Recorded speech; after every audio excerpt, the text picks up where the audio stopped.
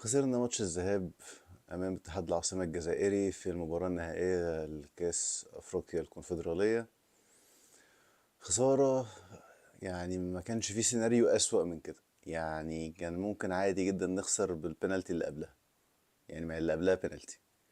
بس كانت لازم اللي هو يبقى في حتة زملكاوي، يعني الموضوع لازم يبقى في حتة زملكاوي. لا نجيب جون والجون يتلغي فتتحسب بنالتي. هارد لك.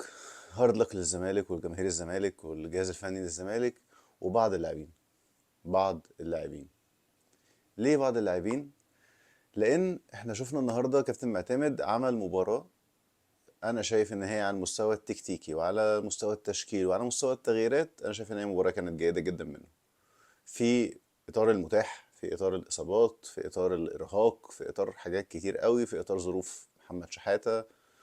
كل الكلام ده انا شايف ان كابتن معتمد ادار المباراه بشكل جيد جدا.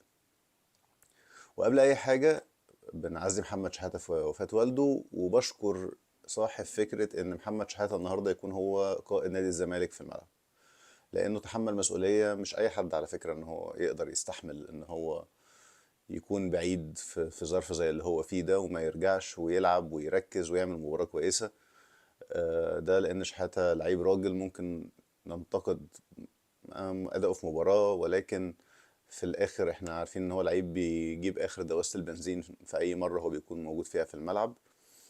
وشفنا ان هو النهاردة بصراحة، يعني أنا ما أقدرش إن أنا أتكلم عليه كلمة حتى في أدائه في الملعب. ولكن حتى لو كان غلط أو ما كانش كويس أو عنده أخطاء، دي كلها حاجات تغتفر لأن هو شال الفريق في عز ما هو محتاجه.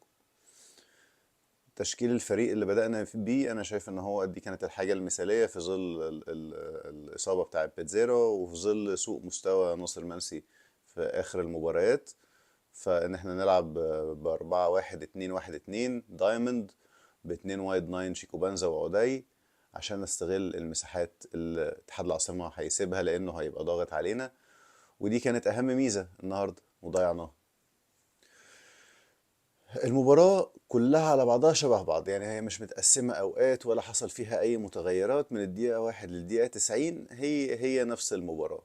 اتحاد العاصمة بيدور الكورة، بيحاول يطلع بالكورة، مش عارف يروح يعمل أي فرص على المهدي سليمان. كمية غلطات منهم في بنى اللعب. اتقطعت الكور دي في نص الملعب من كل اللعيبة تقريبا، مفيش عندنا لعيب ما قطعش الكورة النهاردة. محمد اسماعيل قطع، عبد الله قطع، فتوح قطع، شحاتة قطع، ادم كايد قطع، كله قطع. ولكن شفنا تصرفات بعضها ساذج، بعضها اهوج، بعضها بطيء جدا. يعني شفنا كل حاجة الا التصرفات الصح. يعني على مدار الشوط الاولاني بالذات، يعني في كور كتير جدا اتقطعت وكان في زيادة عددية بنعملها. وبعدين ايه اللي بيحصل؟ تلاقي تصرف غريب، ادم كايد فجأة كأنه بيهنج بالكورة، مش عارف يعمل ايه، ويروح مقرب من لعيب ويبص له ويقف ويلف ويرجع. شيكو بانزا عمل الشغلانه بتاعته وبيرمي الكرة ويجري وراها. يعني ما اقدرش الومه، يعني هو شيكو بانزا النهارده ما اقدرش الومه غير على جايله على واحده في الشوط الثاني. فتوح جات له واحده بتنط قدامه، ادم كايد بيفتح له رايح انفراد. فجأة لقيت الكرة وقفت تحت رجله. يعني حتى مش عارف لو انا هقول ان شيكو بانزا مش بيعرف، ادم كايد بطيء، انما انت فتوح، انت المفروض انت اللعيب الحريف بتاعي. ده انت لو بتلعب على ارض تراب وفيها زلط هتعرف تمشي الكوره. ما زقتهاش ليه؟ عبد الله عمل مباراه هايله جدا، يعني خصوصا على مستوى التغطيه. يمكن كان في شويه ميس باسز، بس اللعيبه نفسها كانت بتعمل حاجات غريبه. يعني انا حاسس ان النجيله كان فيها حاجه. ما هو ده مش طبيعي. يعني الكوره بتنط من كل اللعيبه وهي بتستلم، من اول لعيب لاخر لعيب. كلهم مش عارفين يستلموا الكوره بشكل طبيعي، وكلهم بيعملوا ميس باسز، سواء في الدفاع او في الهجوم. فكان في كم ميس باسز غير طبيعي النهارده. احنا بنلعب فرقه مش قويه، يعني الامانه. يعني هي فرقه، يعني حتى مش على الشكل اللي كانت فيه وهي بتلعب الاهلي من سنتين في السوبر. فرقه عاجزه جدا ان هي تخترقني وانا منهك. مش عارفين يعملوا تغطيه دفاعيه بشكل كويس. الحكم كان حنين معاهم في ان اي لمسه لشيكو بانزا فاول، اي لمسه عليه مش فاول. فاحنا ضيعنا شوط اولاني كان فيه فرص كتيره جدا نقدر نخلقها، ولكن هي ماتت بالقرارات الغلط. يعني ادم كايد عمل كميه قرارات غلط غير طبيعيه، وبعدين عنده حته كده معرفش، بحسه تايه، هو مش عارف المفروض يعمل ايه.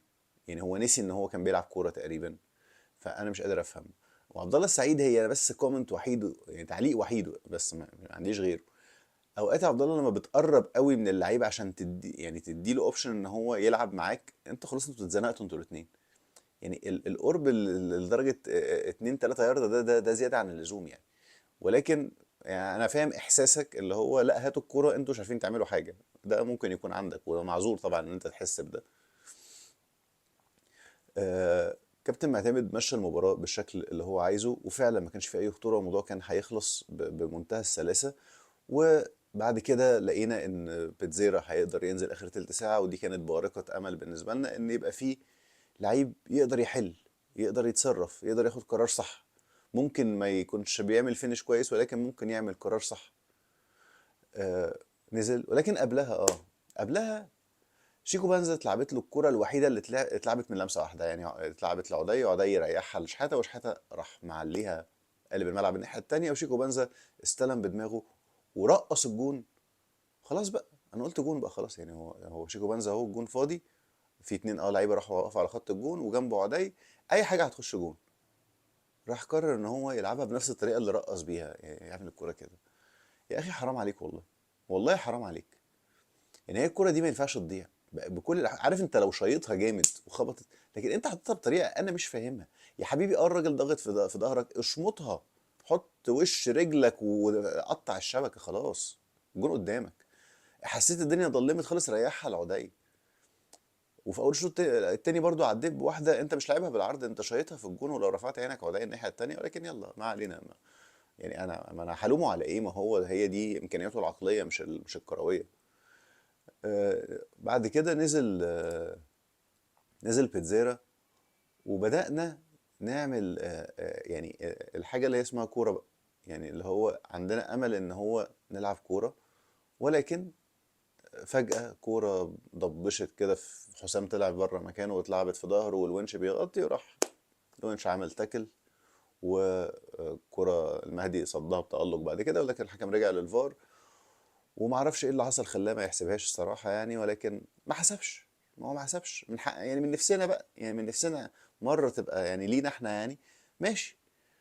تيجي بعدها كرة تانية، كرة عالية، وانت كابتن حسام بيلعبك لعيب هو اصلا وهو واقف عند سرتك. ايه الجامب ده يا حبيبي؟ ليه يا حبيبي تديهم؟ يعني انت عاملها كومبو، داخل بركبتك في ظهره، ونزلت على ايدك، ومغمض عينك وموطي وعامل كده. يعني ما هو يعني انت يعني لازم تبقى اذكى من كده. يعني انا مش عارف الومك برضو، انت عامل ماتش كويس، بس حرام عليك يا اخي. يعني حرام عليك، يعني هي دي ساذجه قوي وطالعه وحشه قوي. الحكم كان ممكن ان هو يعديها، بس انت على حظك ان هي ردت بجون. هي لو ما كانتش ردت بجون كانت ممكن تعدي، بس هي خلاص انت حكمت. ورحت انت مطفشها، وبيتزيرا اخد الدفاع بتاعهم جرجرهم وراه، وخرم المدافع وحطها. بس ما اعرفش ليه كان في حاجه كده عندي مخلياني مش بحتفل. يعني قلت جون وبعد كده سكت في مكاني، حاسس ان في حاجه، ما هو لازم في حاجه تحصل، ما هي مش هتعدي كده يعني. يعني احنا نكسب الفاينل، ذهاب الفاينل في ارض الفرقه التانية، ونرجع هنا نبقى مرتاحين؟ ده يعني هنتحرق لو حصل ده. الحكم رجع للفار، حسب البينالتي اللي كانت ممكن تعدي زي ما قلنا، ولكن يلا. ما هي برضه هو احنا اللي حطينا نفسنا في الموقف ده. مش مضايقني غير طرد بنتايج اللي هو غير مبرر بالنسبه لي. انت ليه تعمل كده يا حبيبي؟ يعني ليه الاعتراض لدرجه ان انت تطرد؟ انا شفتك كنت بتاخد الانذار بعد كده بقى احمر، ليه انت عملت ايه؟ يعني خلاص، ما الماتش خلص والبنالتي هتتشاط وخلصنا. ليه اخسرك الماتش الجاي؟ هو انا ناقص؟ يعني هو انا ناقص ان انا اخسرك الماتش الجاي؟ اتشاطت البنالتي مثاليه الصراحه، ما اقدرش اتكلم عن مهدي سليمان في حاجه، وخلصت المباراه. مباراة ما فيهاش كلام كتير تكتيكال، غير ان هو انا شايف ان كابتن معتمد لعبها بالطريقة المناسبة على قدر الظروف والامكانيات. وكان ممكن بمنتهى السهولة لو اللعيبة في الخط الامامي ما خذلتهوش في تصرفاتها، اللي كان فيها سذاجة شديدة جدا، وكان فيها يعني مش عايز اقول استهتار، لان لا، ما اظنش ان هو استهتار. هو اوقات، بص، هو علميا ان لما اللعيب بيكون تعبان قراراته بتبقى غلط بسبب نقص الاكسجين. بس الموضوع بادئ من بدري قوي، وبادئ من لحية زي ادم كايد مثلا ما بيلعبش اصلا. تعبان من ايه؟ شيكو بنزا برضو ما بيلعبش كتير، يعني مش عارف تعبان من ايه. يعني انا شايف ان عضية اكتر كان، يعني كان بيحاول، يتصرف، وبعدين اللعيبه ما بتظهرش لبعض، والنقل مش اصح حاجه. فتوح برضو، فتوح بقاله 3 ماتشات مش هو فتوح خالص. وانا مش مستني منك يا فتوح تعمل الحاجه الرهيبه، بس انا مستني منك تعمل الحاجه الوحيده اللي انا بالنسبه لي انت مختلف فيها. كرة بتنط قدامك هتعرف تحط فيها اي حته في رجلك، مش لازم في الجزمه، اصلا بقصبة رجلك حتى زق الكرة يا اخي لعدي وديه انفراد. فالتصرفات كلها كانت وحشه، التصرفات كلها في الجزء الامامي كانت وحشه. هم ما عملوش حاجه، وما اظنش ان هم كانوا يقدروا يعملوا حاجه.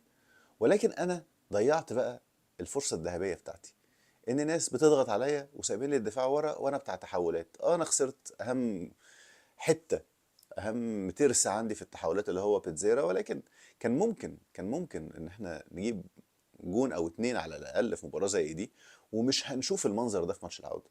لان في ماتش العوده هم اكيد طريقه لعبهم هتختلف، وهيقفوا ورا، وهنعاني احنا المعاناه بتاعتنا في اختراق الدفاعات.